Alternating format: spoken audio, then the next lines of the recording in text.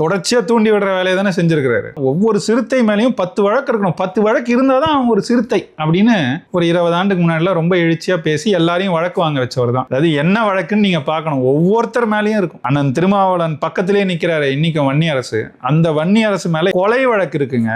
கொலை வழக்குல சென்னை உயர்நீதிமன்றத்தால் தண்டனை வழங்கப்பட்டவர் இந்த வன்னியரசு. இதை நான் சொல்லல, அவரோட அஃபிடவிட்ல இருக்கு. தேர்தலில் நின்னர்ல 2021 தாக்கல் செய்த அஃபிடவிட்ல சொல்லி இருக்கிறார். அவர் மேல இருக்கிற வழக்குல அந்த வழக்கு இருக்கு. உயர்நீதிமன்றத்துல தண்டனை பெற்ற குற்றவாளி இவர். அதுக்கு பிறகு என்ன பண்றாரு, உச்ச நீதிமன்றத்துக்கு போய் மேல்முறையீடு செஞ்சிருக்கிறாரு. செய்து பல ஆண்டுகளாவது இப்போ வரைக்கும் அந்த வழக்கு எடுக்கப்படவில்லை. இதனால தான் ஆளுங்கட்சி கிட்ட பம்மிக்கிட்டு இருக்கிறார். அந்த வழக்கு வந்துடாம இருக்கிறதுக்கு அவருக்கு ஏதோ செய்யப்படுது.